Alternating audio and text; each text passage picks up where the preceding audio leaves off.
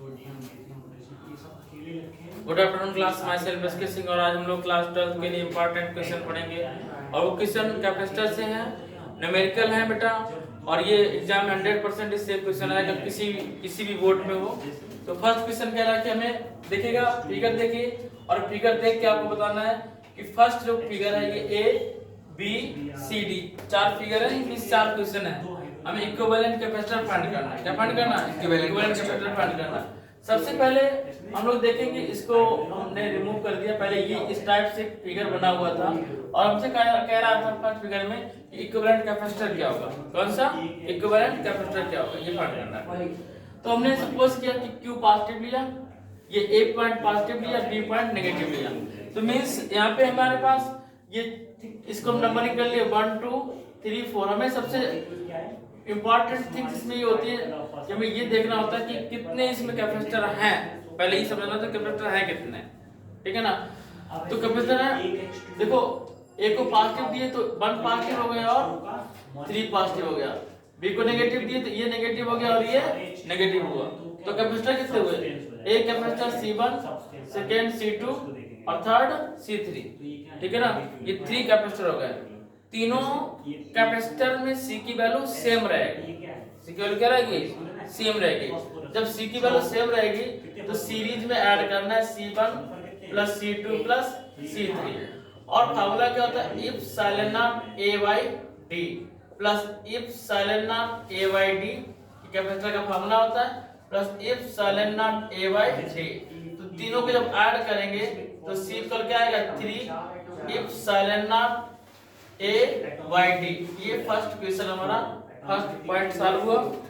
जो A part था, A part का फार्मूला है C equal to 3 epsilon not A by D। ये हमारा आंसर आया, ठीक है ना। बात समझ में आई? ये कैपेसिटर C फाइंड हुआ, ये फर्स्ट फिगर का। अब सेकंड फिगर की बात करेंगे कि किसका फार्मूला है। ये बच्चा पैरेलल का है। ये कैपेसिटर रेजिस्टेंस का अपोजिट होता है। क्या होता है? कैपेसिटर और रेजिस्टेंस दोनों एक दूसरे के अपोजिट होते हैं। कैपेसिटर में जो रेजिस्टेंस फाइंड करेंगे, कैपेसिटर में जो रेजिस्टेंस फाइंड करेंगे, इसमें तो कैपेसिटर फाइंड करेंगे और कैपेसिटर का जो ये पैरेलल कॉम्बिनेशन है। क्या है? Parallel combination. ये जो कैपेसिटर है पैरेलल में, किसमें है? पैरेलल में। अब यहाँ पे सेकेंड फिगर देखेंगे, ठीक है ना। सेकेंड फिगर में आ जाओ।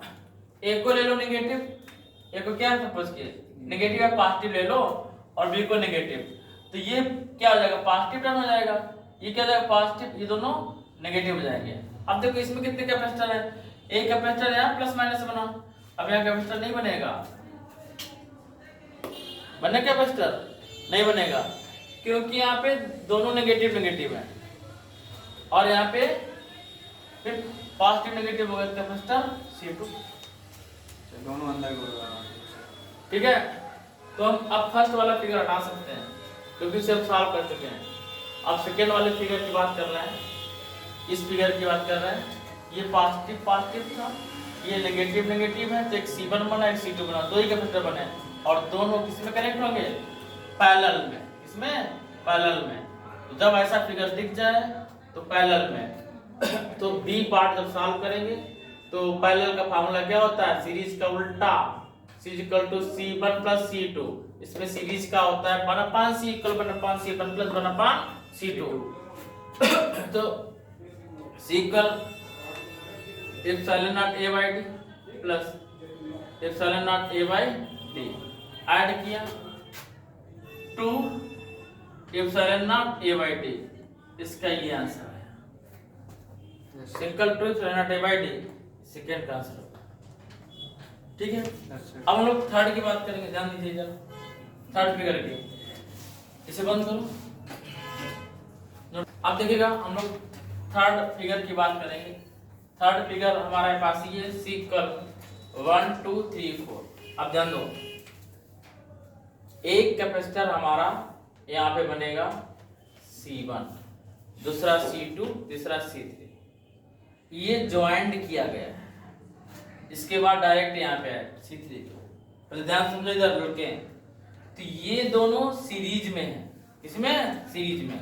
और तीसरा ओपन है तो ये पैरेलल में। सीरीज का मतलब क्या होता है? ये ऐसे ऐसे कनेक्ट हो तो सीरीज में, मीन्स C1 और C3 सीरीज में है, C1 और C3 किस में है, सीरीज में। जब C1 C3 सीरीज में है तो 1/C, C1 C3 के लिए 1/C equal 1/C1 plus 1/C2, तो 1/C इक्वल C इक्विवेलेंट या C डैश सपोज कर लो, C डैश इक्विवेलेंट को, तो इसमें एलसीएम आएगा C1 into C2। C2, अगर C1 C2 को इक्वल है कैपेसिटर तो 1/C सपोज कर लो, तो 1/C डैश इक्वल 2/C आएगा, तो 1/C dash equal to C/2 हो जाएगा। कितना जाएगा, C/2, C dash value C/2। जब C डैश की वैल्यू C/2 आ गई, अब बचा हमारा C2। अब C2 किसमें कनेक्ट है, पैरेलल में। किसमें कनेक्ट है, पैरेलल में। तो हम लोग यहाँ लिखेंगे C dash and C3 are in parallel. और जब पैरेलल होंगे तो आपको पता है C double dash equal C dash plus C3, C dash plus C3। Parallel में कैसे होते हैं, प्लस में होते हैं ना, अपान में नहीं होते हैं। तो C double dash equal C1 मतलब C/2 plus C, C3 value भी C है, तो C double dash equal LCM 2C plus 2C, तो 3C/2 कितना आएगा, 3C/2। अब आपको पता है C की वैल्यू क्या होती है, इप्सिलॉन नॉट A/D। तो ये हमारा टोटल इक्विवेलेंट कैपेसिटर आ गया इस फिगर में C का। अब हमारे पास लास्ट फिगर बचा ये D फिगर, इसको हमें सॉल्व करना है। तो सबसे पहले इसको नोट करेंगे हम लोग। अब देखो इसके बाद में जब हम बात करेंगे इसकी, तो इसमें एक कैपेसिटर ये बन रहा है C1 C2 C3, C1 C2 C3। अब ये ऐसे कनेक्ट है, बात समझ में? मीन्स इसमें ये कह रहा है कि दो इसमें देखिए केवल ये यहाँ पे है, अल्टरनेट पे है, तो ये पहले किसमें कनेक्ट करेंगे, पैरेलल में। इसमें पैरेलल में C3, तो C1 C3 पैरेलल में, तो C1 प्लस C3 और C डैश सपोज कर लो, तो C प्लस C, तो C डैश इक्वल 2C आया बच्चा। ये पैरेलल में हो गया। अब जो बचा ये कौन सा C2, ये सीरीज में कर देंगे। जब C dash and C2 are in parallel, तो क्या आएगा, C डबल डैश इक्वल, अच्छा ये पहले वाला सीरीज में था ना, ये सीरीज में होगा। तो सीरीज फार्मूला क्या होता है यार, 1/C equal 1/C1 plus 1/C2। क्या कर दिया, 1/C dash equal to 1/C plus 1/C, 1/C dash equal LCM लिया C1 प्लस 1, तो C डैश इक्वल कितना आएगा, C/2 है, कितना आएगा, C/2, ठीक है ना। तो C dash and C2 are in parallel. अब पैरेलल में कैसे, ऐसे होता है C dash plus C2 C double dash equal C dash value C/2 plus C, ठीक है। तो C double dash equal LCM 2 C plus 2C, C double dash equal 3C/2, 3C/2 कितना आएगा, 3C/2, 3C/2, 3C/2, ठीक है ना। तो C double dash equal 3 और C की वैल्यू इप्सिलॉन नॉट A/D/2। ये हमारा आंसर है। अब हमारा एक क्वेश्चन और बचा है, उसकी हम लोग बात करते हैं। क्वेश्चन क्या है अभी, अब नेक्स्ट क्वेश्चन, नेक्स्ट टाइप के क्वेश्चन पढ़ेंगे हम लोग। देखिए नेक्स्ट क्वेश्चन है, अच्छे समझिएगा। कह रहा है कि दो स्लैब है, ये दो स्लैब है, वन स्लैब में 2 स्लैब है। इसका क्रॉस सेक्शन एरिया A है बच्चा, इस पूरे का क्रॉस सेक्शन एरिया A है, इस पूरे के एरिया कितना है A, और इसकी डिस्टेंस कितनी है, D है। कितनी डिस्टेंस है, D है। और स्लैब को K1 और K2 डाइलेक्ट्रिक कांस्टेंट है ये, मींस मेटल डिफर है। डाइलेक्ट्रिक कांस्टेंट क्या K1 और K2 है। K2 है। तो सबसे पहले ये सोच थिंक करना है कि सीरीज में है कि पैरेलल में है। तो ये पैरेलल में है, इसमें जब 20 से डिवाइड किया जाता है तो पैरेलल में होते हैं। K1 K2 किसमें है? पैरेलल में है। जब K1 K2 पैरेलल में है तो एरिया कितना हो जाएगा? A/2 एरिया डिवाइड हो जाएगा। तो यदि हम इसका C1 फाइंड करें इसके लिए तो K1 A epsilon not A/2 YD है, ठीक है ना। जब इसके लिए C2 फाइंड करेंगे तो K2 इप्सिलॉन नॉट A/2 और D मींस C1 हम लोग ले सकते हैं K1 इप्सिलॉन नॉट A/2D और यहाँ C2 ले सकते हैं K2 इप्सिलॉन नॉट A/2D। ठीक है, ध्यान समझे बेटा। इधर इसको किसमें कनेक्ट करना है? पैरेलल में। तो C1 and C2 are in parallel में है तो C कल C1 प्लस C2, C की वैल्यू पुट अप करेंगे K1 epsilon not A/2D plus K2 epsilon not A/2D। ठीक है, ये आ रहा है पाना नीचे यस सर। पूरा यहाँ तक? नहीं यहाँ तक नहीं। यहाँ ये सीक्वल आ रहा है, ध्यान दे लीजिए एक बार। इप्सिलॉन A/2D कॉमन लिया, क्या बचा? K1 प्लस K2 इतना आ रहा, देखो इसमें आ रहा सर, इसके नीचे नहीं। तो ये हमारा आंसर आया इस फर्स्ट का, इस फिगर का। क्वेश्चन समझ लीजिए, क्वेश्चन क्या लिखा होगा। फिगर हो सकता है बना हो ना बना हो, फिगर बना होगा। चलो, इसकी एरिया A है, सेपरेशन D है, डाइलेक्ट्रिक कांस्टेंट K1 K2 है और are filled equally between two plates in two different arrangement. Find the capacitor of the combination इसमें और इससे फाइंड करना है। ये मेटल से अलग नहीं है, ये डाइलेक्ट्रिक कांस्टेंट अलग फील्ड है। क्या इसमें? प्लेटों के बीच में ये कैपेसिटर है, ये प्लेटों के बीच में K1 डाइलेक्ट्रिक कांस्टेंट फिलअप है, इसमें K2 और ऐसे ही इसमें K1 K2। ठीक है ना। अब ये समझिएगा, इसका भी एरिया A है। कितना एरिया है? एरिया A है और टोटल डिस्टेंस कितनी थी? D थी। अब इसको ऐसे डिवाइड कर दिया गया तो यहाँ डिस्टेंस हाफ हो जाएगी D/2, ठीक है ना। और इसके लिए जब C1 फाइंड करेंगे, बिना कुछ सोचे समझे पहले C1 फाइंड करेंगे। C1 फार्मूला क्या होगा?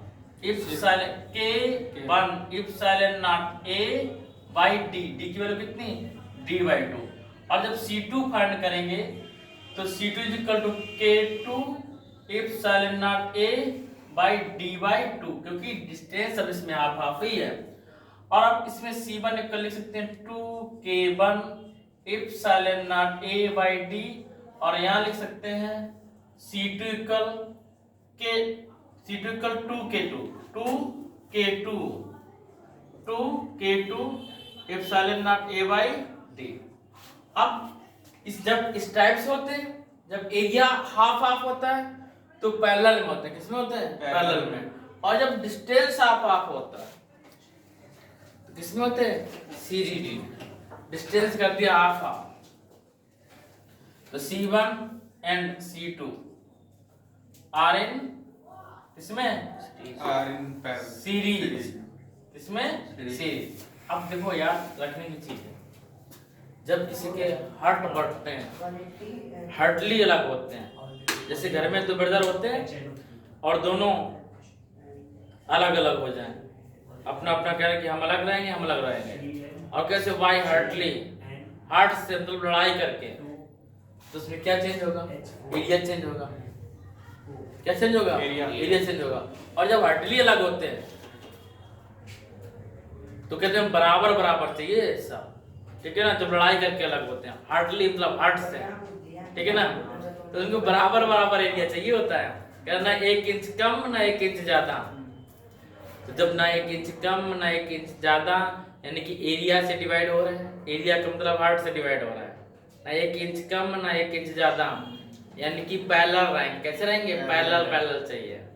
और जब डिस्टेंस डिवाइड होते हैं, कहते हैं भाई अब हम लोग बच्चे हो गए हैं, अब हम लोग बंटवारा कर लेते हैं प्यार से, ठीक है ना। तो कहना डिस्टेंस अपने आधा तुम ले लो आधा हम ले लें, ठीक है ना। तो डिस्टेंस अलग अलग हो गई। तो डिस्टेंस क्या कि बंटवारा तो हो गया लेकिन प्यार बना हुआ जुड़ा हुआ है, तो क्या रहेगा सीरीज में।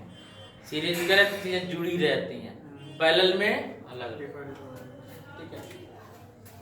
तो 1/C1 प्लस 1/C2 याद करने का तरीका था और कुछ नहीं था। 1/C2 अब D/2 K1 epsilon not A। अच्छा इसका पलट दिया ना C1 वैल्यू और इसकी value D/2 K2 epsilon not है। 1/C2 यहाँ पे हम लोग कॉमन लेंगे, D/एप्सिलॉन नॉट A कॉमन लिया और 2 भी कॉमन लिया, क्या बचेगा 1/K1 प्लस 1/K2, क्या आएगा 1/K1 प्लस 1/K2, ठीक है।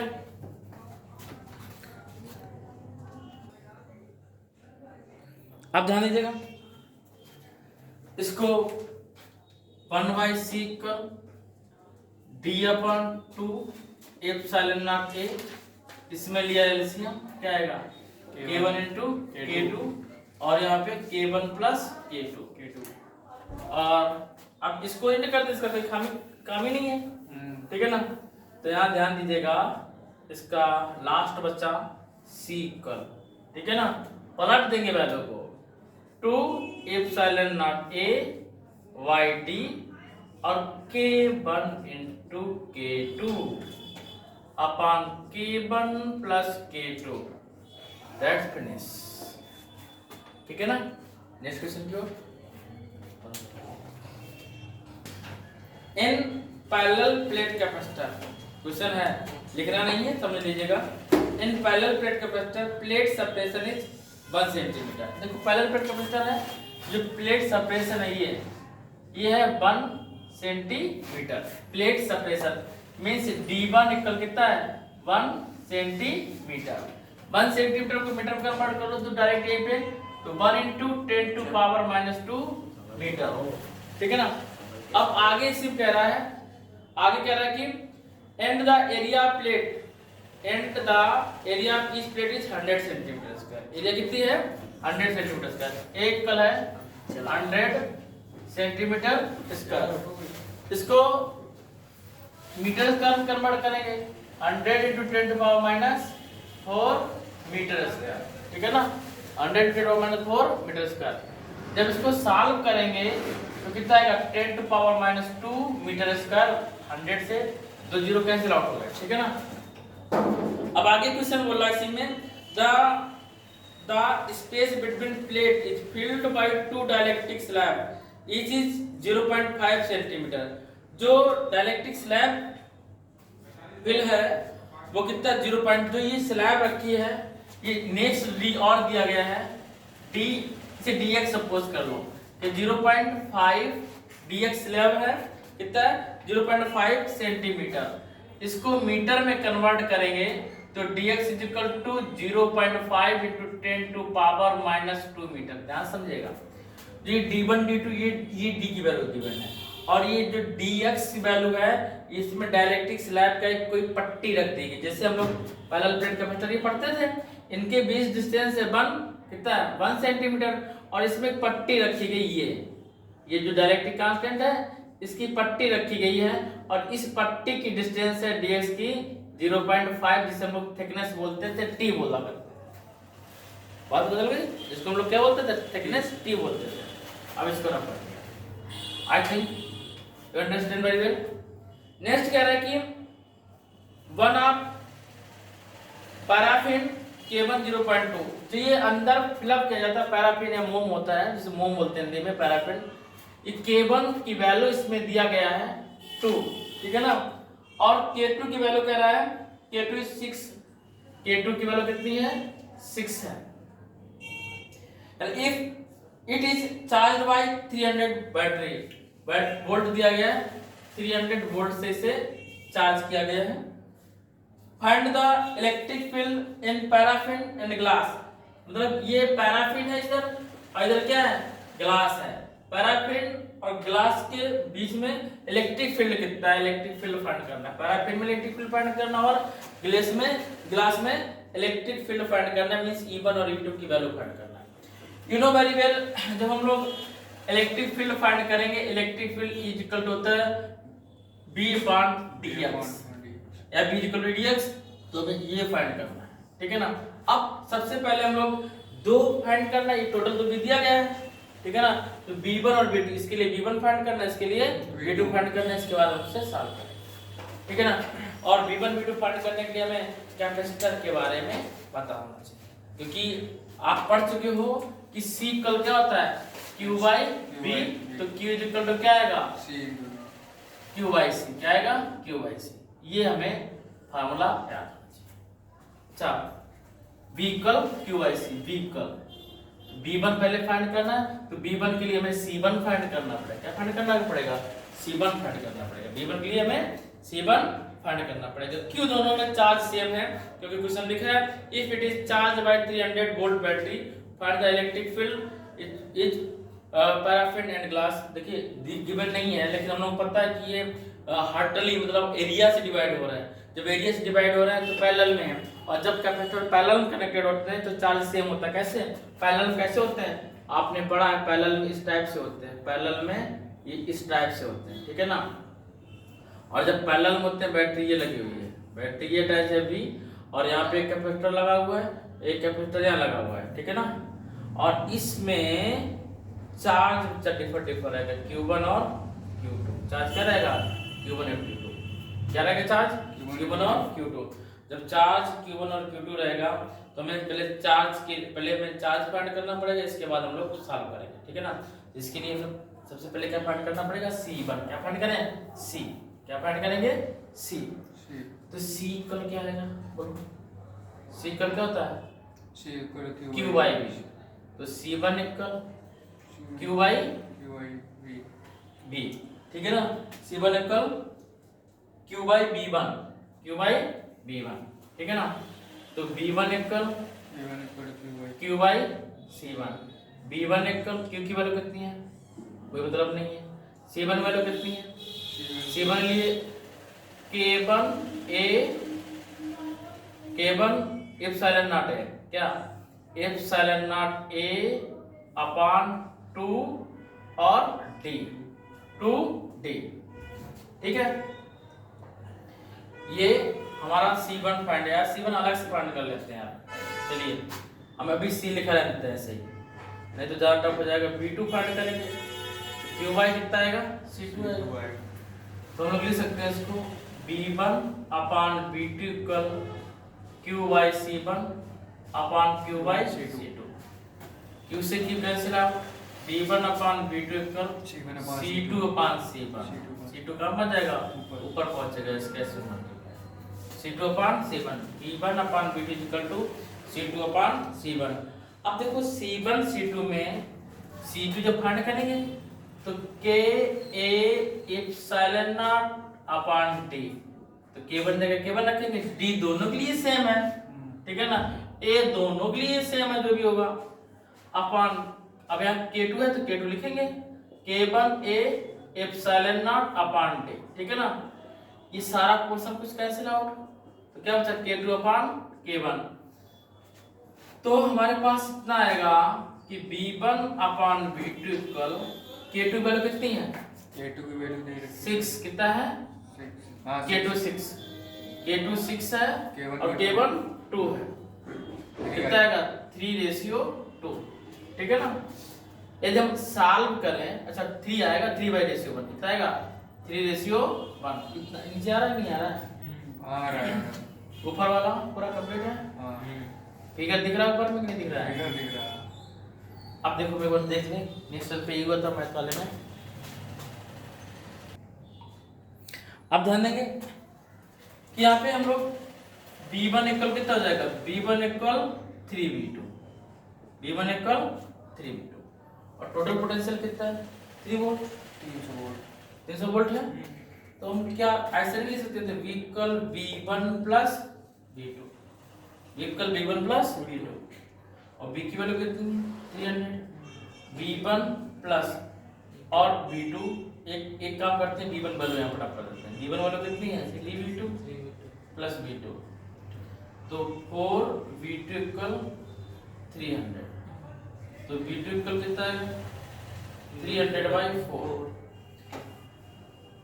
अब इसको लिख सकते हैं 3 × 100/4 25, 25 3 जा 75 कितना आएगा? 75। ये V2 वैल्यू आएगी। तो V1 वैल्यू कितनी आएगी? V1 वैल्यू आएगी 75 × 3, 3 5 जा 15, 3 7 जा 21, 22 वोल्ट। एक ये आया वोल्ट, एक ये आया वोल्ट। ठीक है, V2 value 75 volt, V1 value 225 volt. बात समझ आ गई? जब V1 V2 फाइंड हो गया तो हमें E1 और E2 भी फाइंड करना पड़ेगा। क्या फाइंड करना पड़ेगा? E1 अब हमें इलेक्ट्रिक फील्ड फाइंड करना है। फर्स्ट में electric field intensity E1 equal V1/dx। E1 equal V1 की वैल्यू है 225/dx की वैल्यू है 0.5 × 10⁻²।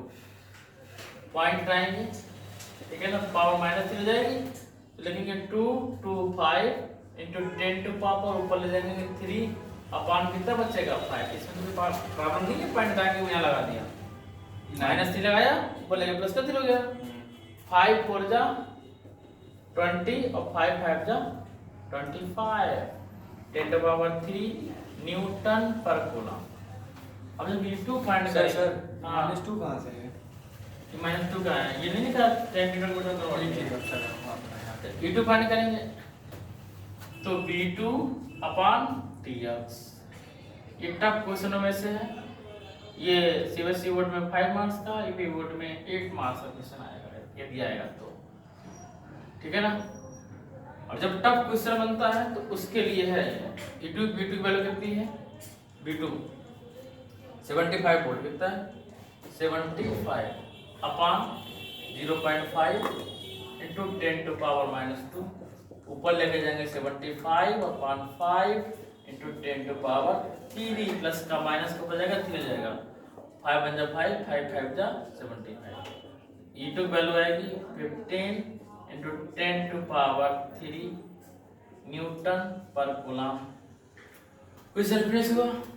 अच्छा, मिलते हैं हम लोग नेक्स्ट डे नेक्स्ट वीडियो के साथ।